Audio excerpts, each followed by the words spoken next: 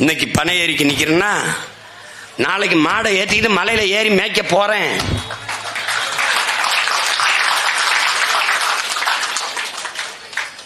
என்ன பண்ணுவ? சிறையில போடுவ. I am very happy. வெளியில விடுவ. Always I am very happy. ஏண்டா கொலை செஞ்சுட்டு கொள்ளை அடிச்சுட்டு ஊராஞ்சொத்தை திருடி உலையில போட்ட அயோக்கிய நாய்களே வெளியில கையை காட்டி டாட்டா காட்டி சிரிச்சுக்கிட்டு தெரியுது. இதையெல்லாம் தடுக்க போராடுகிற பிள்ளைகள் நாங்க எதுக்குடா வெக்க பண்ணோம், அசிங்க பண்ணும்? எதுக்கு பண்ணும்?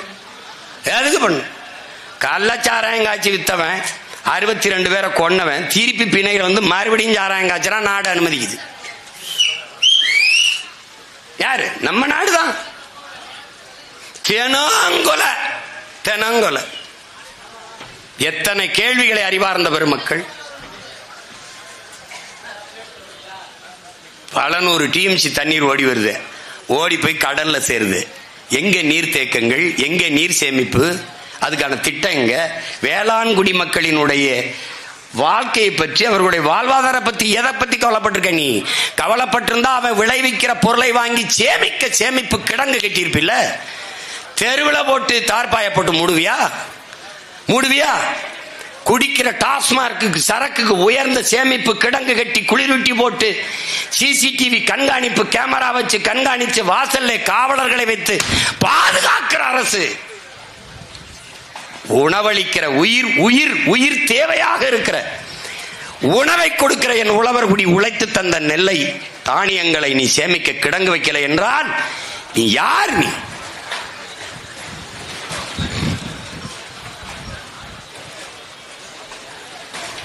அவர்கள் பேசிக்கொண்டே இருப்பார்கள். கோயம்புத்தூர் பக்கத்தில் இருந்தாலும் அண்ணே நீங்க இந்த பனையை ஏறி விட்ட மாதிரி இங்க வந்து ஒரு தடவை தென்னை மரத்தையும் ஏறி விட்டுருங்கண்ணே, ஒரே நெருக்கடியா இருக்கு. இரு கோவைக்கு வரும்போது சொல்றேன். அங்கேயும் ஏறி விட்டுருவோம். அங்க ஒரு மாநாடை போட்டு ஐயா தலைமையில நம்ம அப்பா நல்லசாமி தலைமையில போய்விட்டு தென்னையை ஏறி விடுவோம்டா. ஏறி விடணும். நான் கேட்டேன் பாண்டி பனை கொஞ்ச நாள் தான் இருக்கும், தென்னை தொடர்ச்சியா இருக்கும், அவ்வளவு பத்தாதே, நம்ம இந்த கொள்ளு வர்றதுக்கு என்ன பண்ணலாம்னு. அண்ணன் ஈச்சையை சீக்கிரம் வளர்ந்துரும்னே, ஈச்சையை வளர்த்து சார்ந்து ஈச்சங்கள்லையும் கொண்டு வந்துடலாம்னே. அப்புறம் தென்னை 3 வருஷத்துல வந்துருதுனே, அடிச்சிருவான். நாடங்களும் தென்னையா போட்டு தள்ளிய தாய்லாந்துல தென்னையிலிருந்து 17 இறக்குறான். இது நான் சும்மா சொல்றேன்னு நினைக்கிறியா? இந்த பாட்டி ஆட்சி நடந்து போட்டு காட்டுவேன் பாரு எப்படின்னு. உனக்கு தான் நம்பது, நீ கதை கேட்டே வளர்ந்தவன்ல, நான் காட்டுவேன். ஏன்னா எது ஒன்னையும் திரைப்படத்தில் சினிமாவில் சொல்றேன். சினிமாவில் அப்படின்னு அப்படி பயந்துக்கிறேன். அதனால நான் இப்ப படம் போட்டு காட்டுறதுன்னு முடிவு பண்ணிட்டேன். இந்த வாரம் நான் சொல்றதை நம்பல. இந்த வாரம் நின்றுகிட்டே தென்னை மரத்தில் 17 இறக்குறான் பாரு. இந்த பாரு கல்ல காய்ச்சற கருப்பட்டி கூட 200 ரூபாய் கூட விற்கிது பாரு. ஏன்னா அந்த சுண்ணாம்பு தேய்க்கும் போது கலப்படம் நினைக்கிறான் பாரு. அவ்வளவு இயற்கை உணவுக்கு திரும்புது உலகம். ஆனா ஈடு கொடுக்க முடியல, உற்பத்தியை பெருக்க முடியல. அப்ப என்ன செய்யறான்? 1 கிலோ தக்காளி கத்தரிக்காய்னாப்பா, 1 கிலோ கத்தரிக்காய்னா ஒரு 15 காய் இருக்கணும்பா. குறைஞ்சது ஒரு 15-20 காய் இல்ல 10 காயாவது இருக்கணும்பா. அது 1 கிலோவை 10 காயை விளைவிக்கிறது கஷ்டம்ட்டு ஒரே காயை 1 கிலோ ஆக்குறான்பா. அப்படி அதான்டா மரபணு மாற்று. அந்த விதையை எடுத்துப்பா, அதுல மரபணுவை மாத்தி முங்குன்னு வந்துடுதுப்பா. இப்ப தக்காளிப்பா 2 நாள்ல கெட்டுரும்.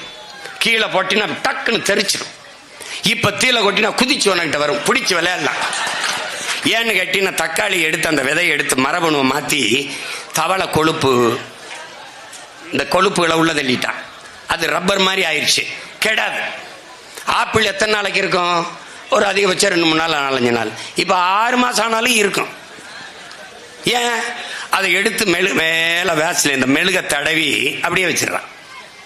நீ எது ஒன்றை நம்பிக்கையோடு சாப்பிட முடியும்? வாழைப்பழத்தை சாப்பிடுவியா இல்ல கொய்யானா எவ்வளவுடா இருக்கு? இவ்வளவு இருக்கும். கொய்யால இவ்வளவு பெருசு இருக்கு, இவ்வளவு பெருசு இருக்கு கொய்யா. இந்த வித்துக்கிட்டு இருந்தாப்புல வரும்போது நீ வேணா பாரு, வித்துக்கிட்டு இருக்காப்ல கொய்யா எத்தனை வருஷம் ஆகும்? 6 மாசத்துல நல்லா காய்ச்சிரும்ன்றாப்ல. கொய்யா மரம் இல்ல, செடி.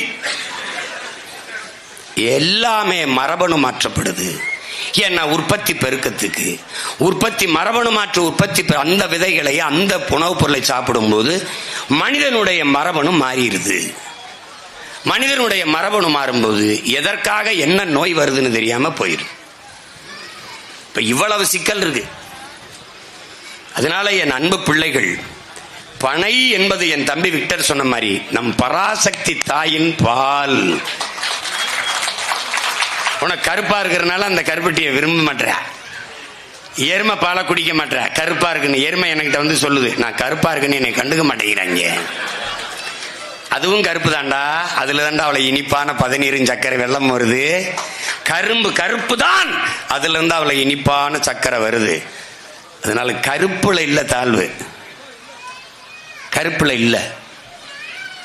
கருகருன்னு மேகம் வந்தா தான், வெள்ளையா மேகம் இருந்தா மழை இல்லை. என் உடன் பிறந்தானே, அது கருப்பானால் தான் மழை. இதுல கருப்பை போய், கருப்பு என்பது வெறுப்பல்ல, வெள்ளை என்பது அழகல்ல, நிறம். அதை புரிஞ்சுக்கணும். வெள்ளையா இருக்கிறதா அது ரொம்ப அழகு நினைச்சு நீ ஒரு மோகிச்சுக்கிட்டு திர.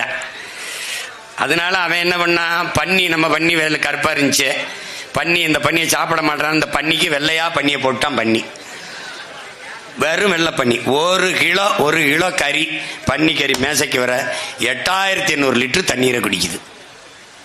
சீனம்பூரம் பன்னிக்கறியா சாப்பிட்டு இருந்தான், தண்ணியை ரொம்ப குடிக்குறான்னு நிறுத்திட்டான். ஆரஞ்சு பழம் நிறைய பிரான்ஸ் ஏற்றுமதி செஞ்சுக்கிட்டு இருந்துச்சு, ஒரு பழம் அப்படி கைக்கு வேற 90 லிட்டர் தண்ணீரை குடிக்குதுன்னு நிறுத்திட்டான். ஏன்டா அது புளிஞ்சா காக்கோளோட தண்ணி வர மாட்டேங்குது, இது 90 லிட்டர் தண்ணீரை குடிக்குதுரா, நிறுத்துறான்ட்டான். ஏன்? அவன் தண்ணீரை உயிரான்னு நினைக்கிறான், நீர் பொருளாதாரத்துக்கு வந்துட்டான். இவன் நீரை முதலாளிக்கு உறிஞ்சி வித்துக்கன்ட்டான். ஒரு கேடுகட்ட தேசத்தில் நாம் நின்று கொண்டிருக்கிறோம். இதையெல்லாம் மாற்ற வேண்டும் என்றால் சிந்தனை மாற்ற வேண்டியது இருக்குது. தனி மனித அபிமானங்களை ஏற்று தலைமையேற்று அரசியல் செய்வதை விட்டு உயர்ந்த தத்துவத்தை, நோக்கத்தை தலைமையேற்று அரசியல் செய்கிற நிலைக்கு என்னரும் தமிழ் தம்பி தங்கைகள் மாறணும்.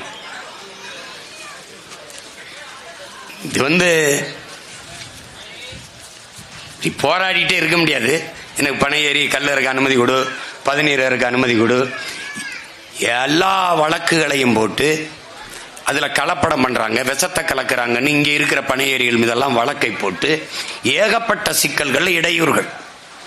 மாடு மேய்க்க முடியாது, பனை ஏற முடியாது, விவசாயம் செய்ய முடியாது, ஏன்னா நீர் இல்லை. விவசாயம் செஞ்சு விளைய வச்சா அந்த பொருளுக்கு உரிய விலை இல்லை, அரசு கொள்முதல் செய்வதில்லை. இப்ப இத்தனை சிக்கல்களை நீ போராடிட்டு இருக்க. மீன் பிடிக்க போக முடியாது, நேத்து வரைக்கும் கைது செய்யறான், எல்லை தாண்டி வந்துட்டான்ட்டு. அதை தடுக்க உனக்கு தலைமை இல்லை, அதிகாரம் இல்லை. இன்றும் நம்மளுடைய போஸ்ட் மாஸ்டர் கடிதம் எழுதி கொண்டிருக்கிறார், கைது செய்யப்பட்ட மீனவர்களை விடுதலை செய்யுங்கள். ஈடி ரைடு வந்தால் ஓடிவாரேன் மோடி என்று ஓடுகிறார். மீனவனை கைது செஞ்சால் கடிதம் எழுதுகிறார். இதிலிருந்து நீ தெரிஞ்சுக்க, மண்ணை மக்களை தன் உயிருக்கு மேலாக நேசிப்பவன் தான் பனைக்காக நிற்க முடியும், தென்னைக்காக நிற்க முடியும், வேளாண்மைக்கு நிற்க முடியும், மாட்டுக்கு ஆட்டுக்கு நிற்க முடியும், மீனவனுக்காக நிற்க முடியும், மாணவனுக்காகவும் நிற்க முடியும், ஆசிரிய பெருமக்களுக்கும் நிற்க முடியும், செவிலியருக்கு, போக்குவரத்து தொழிலாளருக்கு, எல்லாருக்குமாக நிற்க முடியும். ஏனென்றால் இது விவசாயிகள் பிரச்சனை அல்ல, மீனவர் பிரச்சனை அல்ல, மாணவர் பிரச்சனை அல்ல, என் நாட்டின் பிரச்சனை, என் இனத்தின் பிரச்சனை என்று எவன் கருதுகிறானோ அவன்தான் இது எல்லாற்றுக்கும் நின்று போராட முடியும்.